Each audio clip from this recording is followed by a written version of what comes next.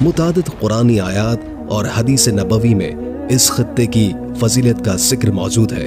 آج کی ویڈیو میں ہم ملک شام کے متعلق بات کریں گے، جس کی برکت کی دعا کے الفاظ زبان رسالت سے ادا ہوئے۔ ملک شام کی تاریخ کیا ہے؟ اس جگہ کو سب سے پہلے کس نے آباد کیا؟ ملک شام کے بارے میں حضور نبی اکرم صلی اللہ علیہ وآلہ وسلم کے ارشادات کیا ہے؟ کیا قیامت کا آغاز ملک شام سے ہوگا؟ حدیث مبارکہ میں شام کی طرف سے اٹھنے والی آگ کا ذکر کیا گیا ہے۔ وہ آگ کیا ہے اور قیامت کی یہ نشانی کب پوری ہوگی؟ شام کے کس لشکر کو جنت کی بشارت دی گئی ہے؟ کیا میدان حشر بھی ارض شام میں ہی سجے گا؟ حضور نبی کریم صلی اللہ علیہ وآلہ وسلم نے جزیرہ نما عرب کے باہر اگر کسی ملک کا سفر کیا تو وہ ملک شام ہے۔ شام سیانی زبان کا لفظ ہے جسے سوریہ بھی کہا جاتا ہے۔ یہ حضرت نوح علیہ السلام کے بیٹے حضرت سام بن نوح کی طرف سے منسوب ہے۔ طوفان نوح کے وقت یہ خطہ اللہ کے حکم سے محفوظ رہا۔ سب سے پہلے یہی زمین آباد ہوئی۔ اللہ تعالیٰ قرآن مجید کی سورہ انبیاء کی آیت نمبر 70 اور 71 میں فرماتا ہے، انہوں نے حضرت ابراہیم علیہ السلام کے خلاف سازش کا ارادہ کیا، مگر ہم نے انہیں ناکام بنا دیا اور ہم نے ابراہیم اور لوط کو نجات دے کر اس زمین پر پہنچا دیا جس میں ہم نے تمام جہانوں والوں کے لیے برکت رکھی تھی۔ تمام اہل علم کا اتفاق ہے کہ برکت والی یہ زمین شام ہے۔ یہ سرزمین انبیاء کی مقدس سرزمین ہے، جہاں حضرت ابراہیم علیہ السلام، حضرت یعقوب علیہ السلام، حضرت ایوب علیہ السلام، حضرت داؤد علیہ السلام، حضرت سلیمان علیہ السلام، حضرت عیسیٰ علیہ السلام اور دیگر انبیاء کرام نے اپنے نور نبوت سے اسے منور کیا۔ آج کل ملک شام کا علاقہ 4 ممالک پر مشتمل ہے: موجودہ شام، فلسطین، اردن اور لبنان۔ یہ مقدس خطہ اسلامی تاریخ میں ہمیشہ ایک اہم مقام رکھتا آیا ہے۔ بیت المقدس جو مسلمانوں کا قبلہ اول ہے، اسی سرزمین پر واقع ہے، اور دنیا کی دوسری مسجد جو خانہ کعبہ کے بعد تعمیر کی گئی بھی یہاں موجود ہے۔ ہمارے پیارے نبی حضرت محمد مصطفیٰ صلی اللہ علیہ وآلہ وسلم نے بھی نبوت سے پہلے 2 مرتبہ ملک شام کا سفر کیا۔ ایک مرتبہ اپنے چچا کے ساتھ جو کہ بحی رحب کے واقعے سے مشہور ہے، اور دوسری مرتبہ حضرت خدیجہ بنت خلید رضی اللہ تعالی عنہما کا مال تجارت لے کر اس سرزمین کے بابرکت 10 حصوں میں سے ایک حصہ بیت المقدس یعنی مسجد اقصی ہے۔ ماضی میں فلسطین ملک شام کا ہی حصہ تھا۔ سرزمین شام پہلی جنگ عظیم تک عثمانی حکومت کے زیر سایہ تھی۔ بعد میں برطانیہ اور فرانس کی پالیسیوں کی وجہ سے اس سرزمین کو 4 ممالک میں تقسیم کر دیا گیا۔ ملک شام کو شام، لبنان، فلسطین اور اردن میں تقسیم کر دیا گیا۔ احادیث مبارکہ میں جہاں بھی ملک شام کا ذکر آیا ہے، اس سے مراد یہ پورا خطہ ہے جو موجودہ 4 ممالک پر مشتمل ہے۔ خطہ شام نہ صرف قدیم نبوت اور صحیح ادیان کا مرکز رہا، بلکہ یہاں پر مستند حدیثوں اور مذہبی تاریخوں کو جمع کر کے سرزمین شام کی فضیلت پر باقاعدہ کتابیں تصنیف کی گئی ہیں۔ تاجدار مدینہ صلی اللہ علیہ وآلہ وسلم کی یہ دعا بخاری میں موجود ہے۔ ترجمہ: اے اللہ، ہمارے شام میں برکت عطا فرما۔ مگر ملک شام کو مختلف حصوں میں تقسیم کیا گیا اور سن 1920 میں موجودہ شام یعنی سوریہ وجود میں آیا۔ انگریزی زبان میں سوریہ کو سائریہ کہا جاتا ہے، جبکہ عربی میں الجمہوریہ العربیہ السوریہ کہا جاتا ہے، اور اردو میں سے شام کے نام سے جانا جاتا ہے۔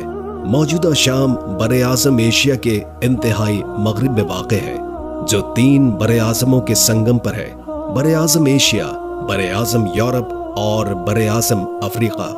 اس کے مغرب میں بحیرہ روم اور لبنان، جنوب مغرب میں فلسطین اور مقبوضہ فلسطین واقع ہے، جنوب میں اردن اور مشرق میں عراق اور شمال میں ترکی ہے۔ قرآن اور احادیث کی روشنی میں جب ملک شام کی بات کی جائے تو ان تمام ممالک کو شامل کیا جا سکتا ہے۔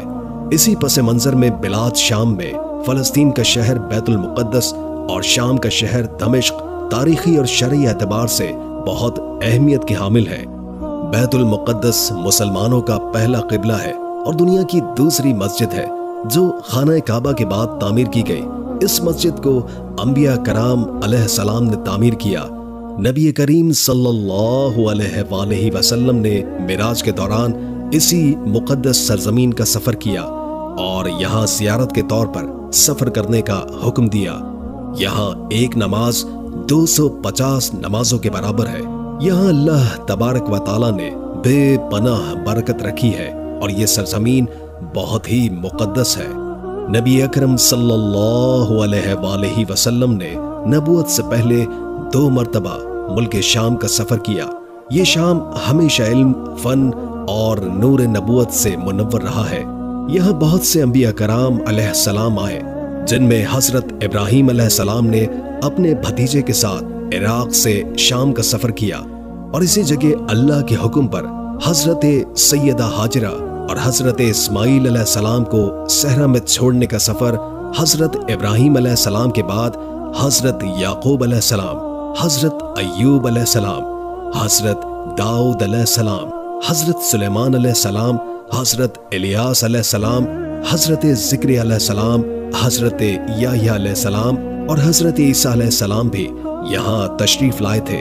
حضور پرنور صلی اللہ علیہ وآلہ وسلم نے حضرت اسامہ بن زید رضی اللہ تعالی عنہ کو ایک لشکر دے کر ملک شام کی طرف روانہ کرنے کا حکم دیا تھا، مگر آپ کی بیماری کی وجہ سے وہ لشکر روانہ نہ ہو سکا۔ تاجدار کائنات صلی اللہ علیہ وآلہ وسلم کے وصال کے بعد حضرت ابوبکر صدیق رضی اللہ تعالی عنہ نے حضرت اسامہ بن زید کو لشکر کے ساتھ روانہ کیا۔ اللہ تعالیٰ کے حکم سے لشکر کو فتح یابی نصیب ہوئی، جو کہ حضرت سیدنا عمر فاروق رضی اللہ تعالی عنہ کے دور خلافت میں ہوئی تھی۔ بیت المقدس کی فتح کے بعد دراصل شام دنیا کی سب سے بڑی سپر پاور کا مرکز تھا۔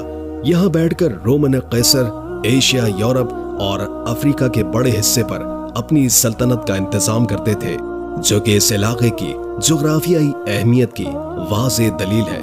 یہاں سے رومن سلطنت کا اثر پوری دنیا کے 1/4 حصے پر چلتا تھا۔ جب اسلام کے شیر جزیرہ نما عرب سے نکلے تو مغرب کی طرف سب سے پہلے حملہ اسی حکومتی مرکز پر کیا گیا۔ چنانچہ اسلامی فتوحات میں یہ سرزمین اہل اسلام کے لیے خدا کا پہلا تحفہ ثابت ہوئی۔ حضرت عبیدہ بن جراح رضی اللہ تعالی عنہ کی قیادت میں روم کی فیصلہ کن جنگ میں رومن فوج کو شکست دینے کے بعد قیصر روم ہرکولس سے یہ تاریخی جملہ کہتا ہوا روانہ ہوا: سلام اے سرزمین شام، جس سے دوبارہ کبھی ملاقات نہیں ہوگی۔ اس کے بعد یہ خطہ مسلمانوں کے ہاتھ میں آ گیا اور یہاں عدل فاروقی کا منظر نظر آنے لگا۔ رومی سلطنت کے باقی مقبوضہ علاقے پکے پھل کی طرح ایک ایک کر کے حضرت عمر فاروق رضی اللہ تعالی عنہ کی جھولی میں گرنے لگے، اور تکبیر کی گونج میں مغرب کی طرف پیش قدمی کرتے ہوئے مسلم آواز مصر سے بڑھتے ہوئے افریقہ کے ایک بہت بڑے حصے تک صادق کی طرح پھیل گئی۔ تھوڑی ہی مدت میں یہ طاقت بحر حجاز کے ساحلوں تک پہنچ گئی اور شمالی افریقہ پر غالب آ گئی، یہاں تک کہ کیراوان اور مراکش تک مسلم فتوحات کا سلسلہ نہ رک سکا۔ جہاں شمال کی طرف بحیرہ اسود کے دوسرے کنارے پر یورپ تھا، وہاں اسلامی فوج کا اثر پھیل گیا۔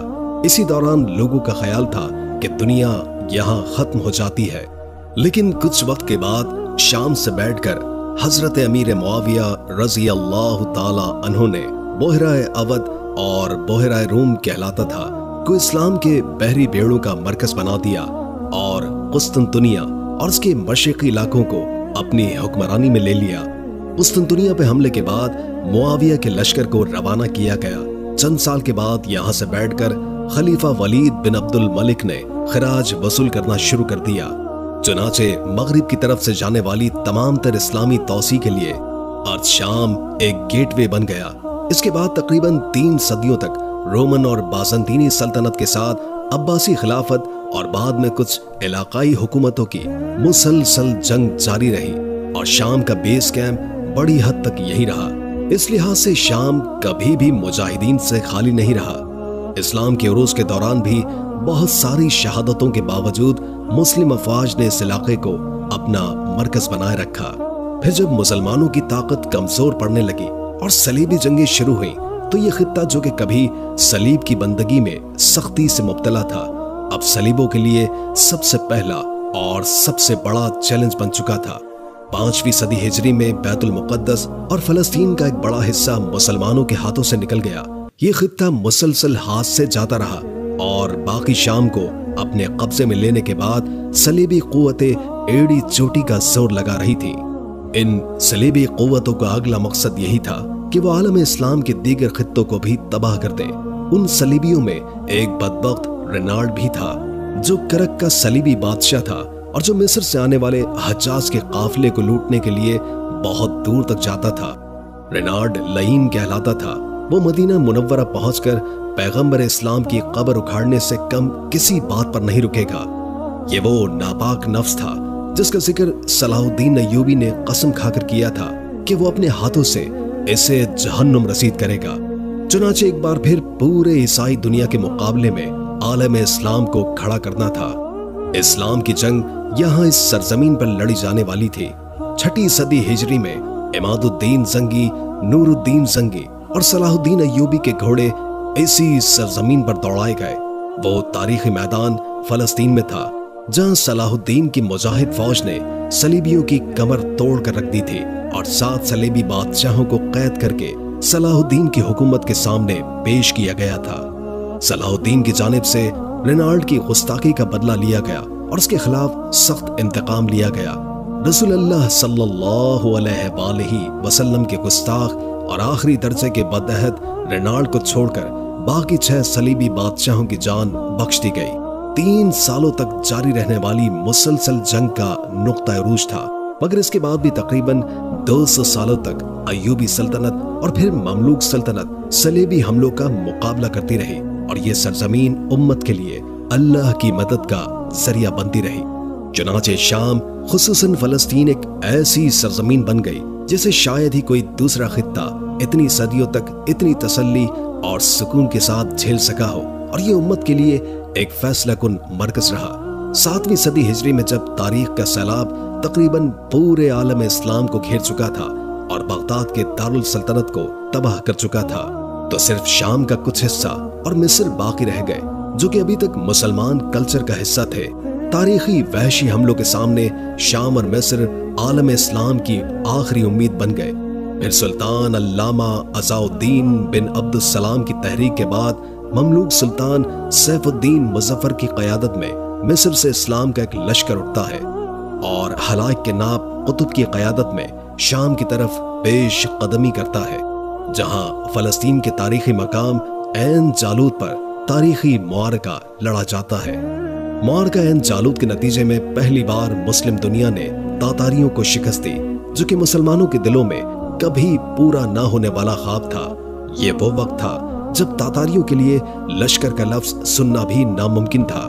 اس معرکے کے بارے میں مشہور ہے کہ سلطان قطب نے یہ تاریخی نعرہ لگایا، وائے اسلام، وائے اسلام۔ یہ معرکہ رمضان کے مہینے میں جمعے کے دن ہوا تھا اور اس کے نتیجے کا انتظار کرتے ہوئے پورا عالم اسلام دم سانس کر بیٹھا تھا۔ سلطان نے جمعے کی نماز تک جنگ شروع نہیں ہونے دی تاکہ عالم اسلام کی مساجد لشکر اسلام کی کامیابی کے لیے دعا کرے۔ چند دنوں کے بعد تاتاری فوج کا ایک اور زوردار حملہ شام کی طرف بڑھا، لیکن اس بار مسلم فوج نے تاریخی کامیابی حاصل کی اور تاتاریوں کو منہ کی کھانی پڑی۔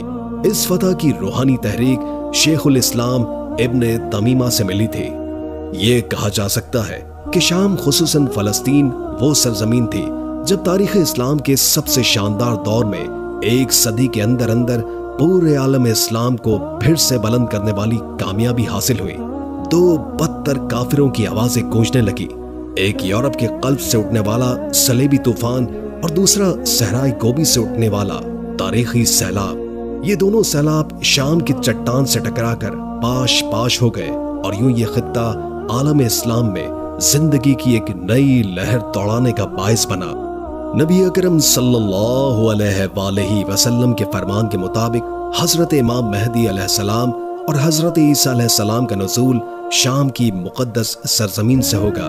قیامت سے پہلے ملک شام کا علاقہ मिल्लत इस्लामिया का दारुल खिलाफा बनेगा और यहीं से बड़ी निशानियां जाहिर होंगी। हजरत इमाम महदी अलैहिस्सलाम मुसलमानों की क़यादत संभालेंगे और मुल्क शाम के मशरिक में वाक़े सफ़ेद मीनार से हजरत ईसा अलैहिस्सलाम का नुज़ुल होगा। इसके बाद हजरत ईसा मुसलमानों की क़यादत करेंगे और यहाँ पर दज्जाल और याजूज माजूज जैसे बड़े फितनों का खात्मा होगा।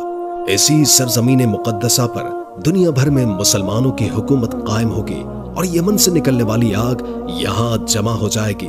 फिर क़यामत के करीब अल्लाह के हुक्म से तमाम मुसलमानों की रूहें कब्ज़ कर ली जाएंगी और क़यामत सिर्फ काफिरों पर आएगी।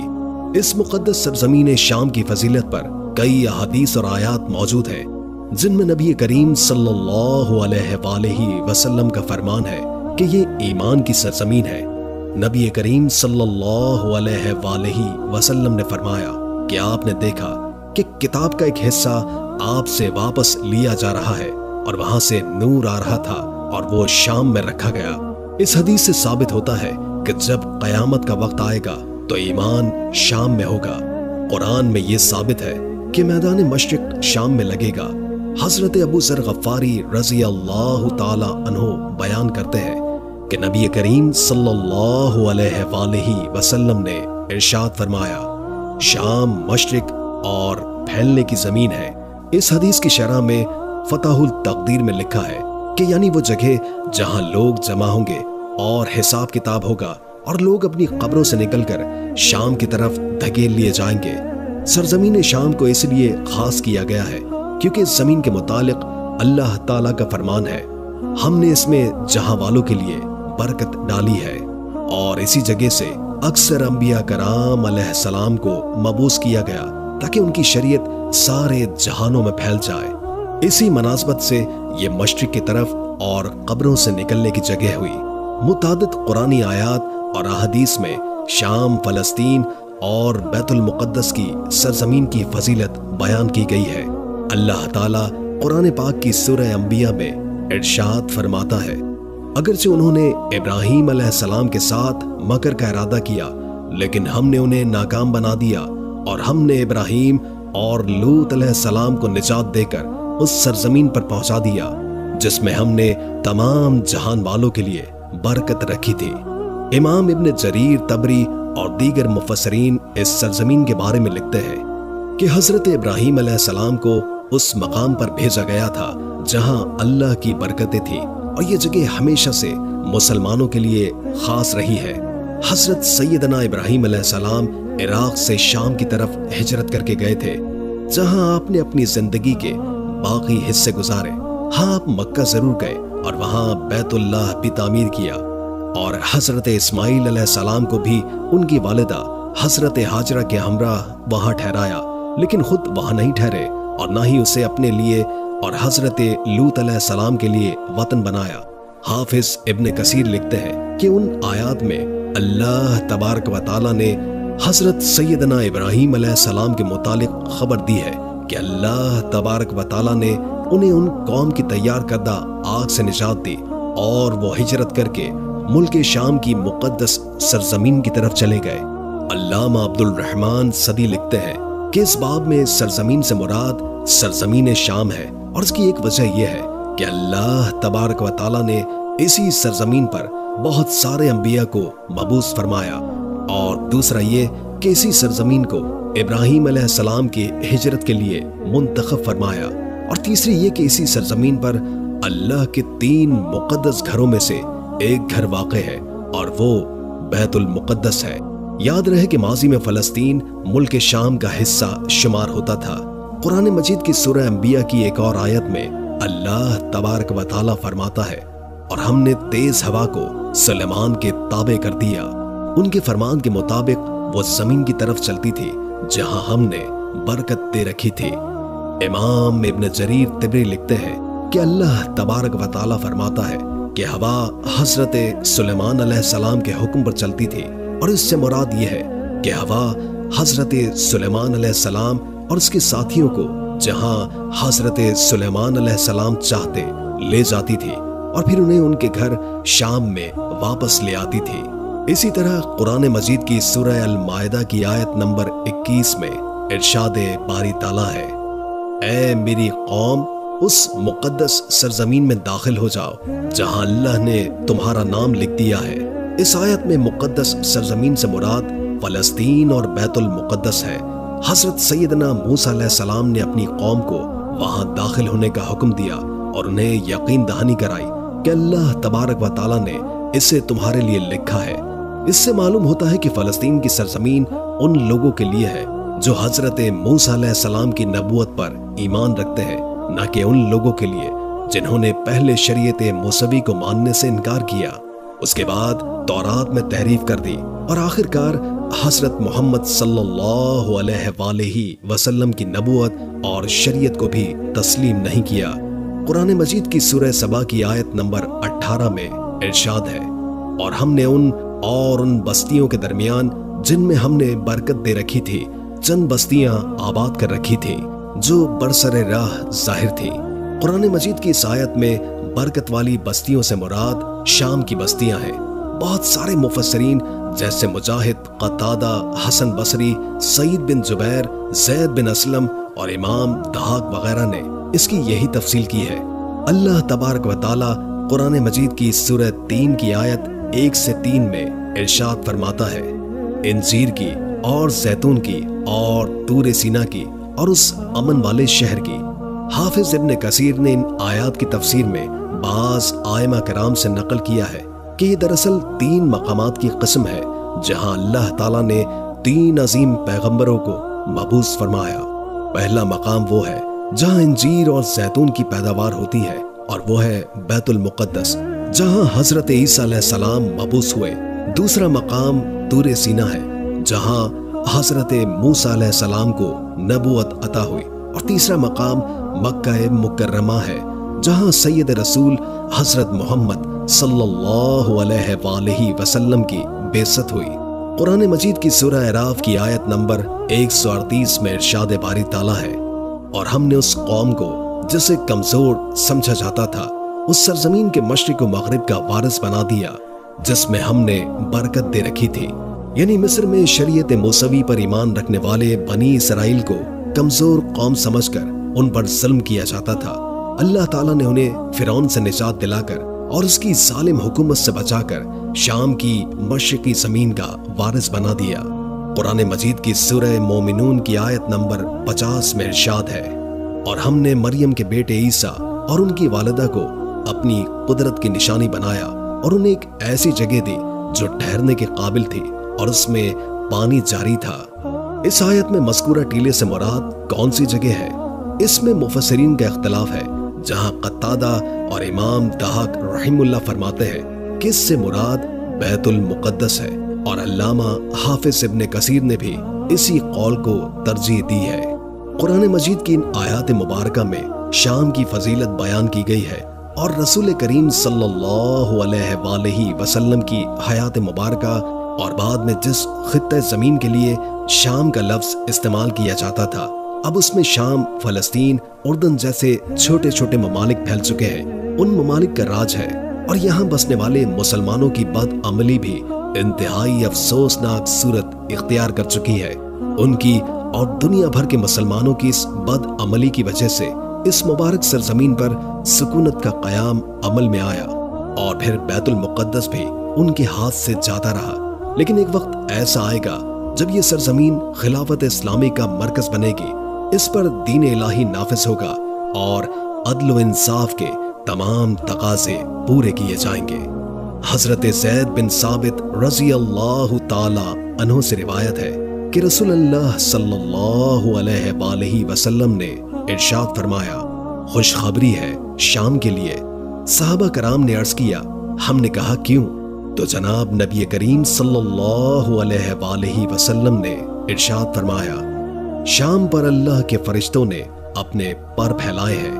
حضرت ابن عمر رضی اللہ تعالی عنہ فرماتے ہیں کہ رسول اللہ صلی اللہ علیہ وآلہ وسلم نے دعا کرتے ہوئے فرمایا، اے اللہ ہمارے یمن میں برکت دے۔ صحابہ کرام نے کہا، اور ہمارے نزدیک؟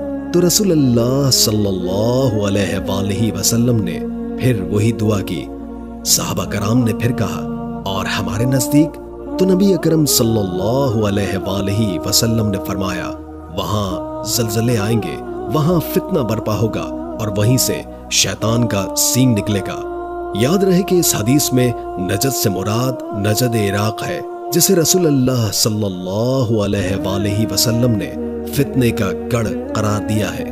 حضرت عبداللہ بن حوالہ اشدی رضی اللہ تعالی عنہ سے روایت ہے کہ تاجدار مدینہ رسول اللہ صلی اللہ علیہ وآلہ وسلم نے فرمایا تم قریب ہی کئی فوجوں میں تقسیم ہو جاؤ گے، ایک فوج شام میں ہوگی، دوسری عراق میں اور تیسری یمن میں ہوگی۔ حضرت عبداللہ رضی اللہ تعالی عنہ کہتے ہیں کہ میں کھڑا ہو گیا اور رسول اللہ صلی اللہ علیہ وآلہ وسلم سے درخواست کی کہ ان 3 فوجوں میں سے ایک فوج میرے لیے منتخب کیجئے۔ تو نبی اکرم صلی اللہ علیہ وآلہ وسلم نے فرمایا تم شام کی فوج میں رہنا۔ پھر آپ نے فرمایا اس لیے کہ شام اللہ کی پسندیدہ زمین ہے، اسی زمین کی طرف اللہ کے بندوں کو گروہ میں اکٹھا کیا جائے گا۔ حضرت سیدنا موسیٰ علیہ السلام نے اپنی وفات کے وقت دعا کی کہ اے اللہ مجھے بیت المقدس کی پاک سرزمین کے قریب کر دے۔ امام بخاری نے اپنی صحیح میں حضرت ابو ہریرہ رضی اللہ تعالی عنہ سے روایت کیا ہے کہ رسول اللہ صلی اللہ علیہ وآلہ وسلم نے فرمایا ملک الموت حضرت موسیٰ علیہ السلام کے پاس آئے اور کہنے لگے اپنے پروردگار کے حکم کے لیے تیار ہو جائیں۔ حضرت موسیٰ علیہ السلام نے ان کی آنکھ پر تھپڑ مارا جس سے ان کی آنکھ باہر آ گئی۔ وہ واپس اللہ تعالیٰ کے پاس پہنچے اور دربار الہی میں عرض کی آپ نے مجھے ایسے بندے کی طرف بھیجا ہے جو موت کا خواہش مند ہی نہیں اور اس نے میری آنکھ پھوڑ دی ہے۔ اللہ تعالیٰ نے ان کی آنکھ واپس لوٹا دی اور فرمایا میرے بندے کے پاس دوبارہ جاؤ اور اس سے کہو اگر تم زندگی چاہتے ہو تو ایک بیل کی پیٹھ پر ہاتھ رکھو، جتنے بال تمہارے ہاتھ کے نیچے آئیں گے اتنے سال تم زندہ رہو گے۔ چنانچہ فرشتہ موت نے اللہ تعالیٰ کا پیغام ان تک پہنچایا۔ حضرت سیدنا موسیٰ علیہ السلام نے کہا پھر کیا ہوگا؟ فرشتے نے کہا پھر آپ پر موت آ جائے گی۔ تو انہوں نے کہا پھر موت ابھی قبول ہے۔ اس کے بعد اللہ تعالیٰ سے دعا کرتے ہوئے کہنے لگے اے اللہ مجھے پتھر پھینکنے کی مسافت کے برابر پاک سرزمین کے قریب موت دینا۔ رسول اللہ صلی اللہ علیہ وآلہ وسلم نے فرمایا اللہ کی قسم اگر میں وہاں ہوتا تو تمہیں راستے کی ایک جانب سرخ ٹیلے کے پاس حضرت موسیٰ علیہ السلام کی قبر دکھا دیتا۔ حضرت موسیٰ علیہ السلام نے یہ دعا کیوں کی تھی؟ اس کے بارے میں امام نووی رحم اللہ لکھتے ہیں کہ حضرت موسیٰ علیہ السلام کا یہ سوال کہ انہیں پاک سرزمین کے قریب کر دیا جائے، اس کی وجہ اس سرزمین کی فضیلت، اس کا مقام و مرتبہ اور اس میں انبیاء کرام کے مدفون ہونے کی برکت تھی۔ حدیث مبارکہ میں ہے کہ رسول اللہ صلی اللہ علیہ وآلہ وسلم نے فرمایا میری امت کا ایک گروہ ہمیشہ دین پر قائم رہے گا اور اپنے مخالفین پر غالب رہے گا، اس کی مخالفت کرنے والا اسے نقصان نہیں پہنچا سکے گا یہاں تک کہ قیامت آ جائے گی۔ صحابہ کرام نے پوچھا یا رسول اللہ وہ کہاں ہوں گے؟ تو آپ صلی اللہ علیہ وآلہ وسلم نے فرمایا بیت المقدس اور اس کے آس پاس۔ جناب رسول اللہ صلی اللہ علیہ وآلہ وسلم کی ایک اور حدیث میں ہے جب اہل شام بگڑ جائیں گے تو تم میں کوئی خیر باقی نہیں رہے گی، میری امت کا ایک گروہ ہمیشہ غالب رہے گا، جو کوئی اسے رسوا کرنے کی کوشش کرے گا وہ اسے نقصان نہیں پہنچا سکے گا اور یہ قیامت تک اسی طرح رہے گا۔ صحیح حدیث میں آیا ہے کہ رسول اللہ صلی اللہ علیہ وآلہ وسلم نے فرمایا شام وہ سرزمین ہے جہاں قیامت کے دن لوگوں کو جمع کیا جائے گا اور وہیں سے حساب کے لیے منتشر ہوں گے۔ فلسطین اور اس کا قرب و جوار ہمیشہ مقدس اور بابرکت رہا ہے۔ حضرت ابراہیم علیہ السلام نے عراق چھوڑ کر اسی سرزمین کی طرف ہجرت کی اور پھر ان کی اولاد میں سے حضرت اسحاق علیہ السلام اور ان کے بیٹے حضرت یعقوب علیہ السلام نے بھی اسی مقدس سرزمین پر فریضہ دعوت و تبلیغ سر انجام دیا۔ بعد ازاں حضرت یوسف علیہ السلام کے مصر کے وزیر خزانہ بننے کے بعد حضرت یعقوب علیہ السلام کا پورا گھرانہ مصر منتقل ہو گیا۔ यहाँ हजरत मूसा अलैहिस्सलाम मबूस हुए। फिर आपने बनी इसराइल को लेकर फलस्तीन का सफर किया और उन्हें इस मुकद्दस सरजमीन को जिहाद के जरिए फतह करने का हुक्म दिया, जिस पर उस वक्त एक जाबिर कौम का कब्जा था। लेकिन बनी इसराइल ने इस हुक्म की नाफरमानी की, जिसकी सजा उन्हें 40 साल तक मैदान तैया में भटकने की सूरत में मिली। इसी दौरान हजरत मूसा अलैहिस्सलाम वफात पा गए। इसके बाद हजरत यूशा बिन नून अलैहिस्सलाम की क़यादत में बनी इसराइल ने बैतुल मुक़द्दस फतह किया। इससे मालूम होता है कि बैतुल मुक़द्दस को दुश्मनाने इस्लाम के जालिमाना कब्जे से आज़ाद कराने के लिए जिहाद से गुरेज अल्लाह की नाराज़गी का सबब बन सकता है और मुसलमानों को ज़िल्लत व ख्वारी का सामना करना पड़ता है, जैसे कि हजरत मूसा अलैहिस्सलाम की मुसलमान कौम के साथ हुआ। और अगर बैतुल मुक़द्दस की आज़ादी के लिए मुसलमान मुत्तहिद होकर दुश्मनाने इस्लाम के खिलाफ जिहाद करें तो अल्लाह ताला उनको नुसरत फरमाता है, जैसे कि अल्लाह तबारक व तआला ने हजरत यूशा बिन नून अलैहिस्सलाम की मुसलमान फौज की मदद फरमाई। बैतुल मुक़द्दस अंबिया कराम अलैहिस्सलाम का क़िबला रहा। यहाँ से दावत तौहीद का नूर फूटता रहा। बनी इसराइल जब तक अंबिया कराम की पैरवी करते रहे, अल्लाह उन पर इनामात की बारिश करता रहा। लेकिन जब वो अंबिया की नाफरमानी करने लगे तो अल्लाह उन पर उनके दुश्मन को मुसल्लत कर देता, ताकि वो इबरत हासिल करके हक की तरफ लौट आए। यही वो मुबारक सरजमीन थी जहां हजरत दाऊद अलैहिस्सलाम को बादशाहत और नबूवत का ताज पहनाया गया। पहाड़ और परिंदे उनके ताबे कर दिए गए। फिर उनके बेटे हजरत सुलेमान अलैहिस्सलाम को भी इसी सरजमीन पर वो बादशाहत मिली जो न पहले किसी को मिली और न आइंदा मिलेगी। हजरत सुलेमान अलैहिस्सलाम ही थे जिन्होंने मस्जिद अक्सा को अपनी शान के मुताबिक तामीर किया। तामीर से फारिग होने के बाद उन्होंने दुआ की कि जो भी इस मस्जिद में नमाज पढ़ने की नीयत से आए वो गुनाहों से पाक होकर लौटे। फिर अल्लाह ताला ने हजरत ज़िक्रिया अलैहिस्सलाम और उनके बेटे हजरत याह्या अलैहिस्सलाम को भी इसी सरजमीन पर मबूस फरमाया। हजरत ज़िक्रिया अलैहिस्सलाम के ही जमाने में हजरत मरियम अलैहिस्सलाम पैदा हुई, जिनके बतन से अल्लाह तबारक व तआला ने बगैर बाप के हजरत ईसा अलैहिस्सलाम को पैदा फरमाया। हजरत ईसा अलैहिस्सलाम बनी इसराइल को इस्लाम की दावत देते रहे, लेकिन जब यहूद ने उन्हें कत्ल करने की साजिश की तो अल्लाह तबारक व तआला ने उन्हें अपनी जानिब उठा लिया। और एक वक्त आएगा जब वो इसी सरजमीन पर दोबारा उतारे जाएंगे और दुनिया भर में अदल व इंसाफ कायम करेंगे। उसके बाद अंबिया का सिलसिला हजरत मोहम्मद मुस्तफ़ा सल्लल्लाहु अलैहि वसल्लम पर आकर खत्म हो गया। आप मक्का मुकर्रमा में पैदा हुए और वहीं आपको नबूवत मिली, लेकिन अल्लाह ताला ने आपको भी बैतुल मुक़द्दस की सैर करवाई और वहां तमाम अंबिया को आपकी इक्तिदा में जमा कर दिया। ये इस बात की दलील है कि बैतुल मुक़द्दस अंबिया कराम के पैरोकार और उन मुसलमानों का है जो अंबिया की तालीमात पर अमल करते हैं। साहबा कराम ने अपनी जानों का नजराना पेश किया। उनकी क़यादत में मुसलमानों की फौज इस सरजमीन पर आई और बहुत से मुसलमानों ने अल्लाह की राह में अपनी जानें कुर्बान की। 450 साल के बाद 1099 ईस्वी में सलेबियों ने बैतुल मुक़द्दस पर कब्जा किया और हजारों मुसलमानों को शहीद किया। कहा जाता है कि मस्जिद अक्सा में दाखिल होते वक्त उन्होंने 700 हाजियों को शहीद किया, फिर उनके जिस्मों को टुकड़े टुकड़े कर दिया और उन्हें आग लगा दी। फिर सुल्तान सलाहुद्दीन अय्यूबी ने सलेबियों के खिलाफ जबरदस्त जंग की। इस जंग में हजारों मुसलमान अल्लाह की राह में कुर्बान हो गए। 1187 ईस्वी में बैतुल मुक़द्दस मुसलमानों के कब्जे में आ गया। इसके बाद तातारियों का फितना आया, जिन्होंने बगदाद पर कब्जा किया और शाम में दाखिल होकर हजारों बेगुनाह मुसलमानों का खून बहाया। लेकिन अल्लाह ताला ने मुसलमानों को मुत्तहिद होकर जिहाद करने की तौफीक दी। ऐन जालूत में फलस्तीन के मकाम पर तातारियों के खिलाफ जबरदस्त जंग हुई और पहली मर्तबा तातारियों को शिकस्त हुई। इसके बाद 650 साल तक फलस्तीन पर ममालिक मिस्र और उस्मानी तुर्कों का कब्जा रहा। फिर अंग्रेजों का दौर आया और फलस्तीन में यहूदियों की आबादकारी शुरू हुई। 1948 में अंग्रेजों की मदद से फलस्तीन की सरजमीन पर इस्राएली रियासत का कयाम अमल में आया। उस वक्त से आज तक इस मुबारक सरजमीन पर मुसलमानों का खून पानी की तरह बहाया जा रहा है और ईमान वाले अपने से कहीं ज्यादा ताकतवर दुश्मन का मुकाबला कर रहे हैं। यूं इस सरजमीन को अगर शुहदा की सरजमीन कहा जाए तो ये बिल्कुल बजा होगा।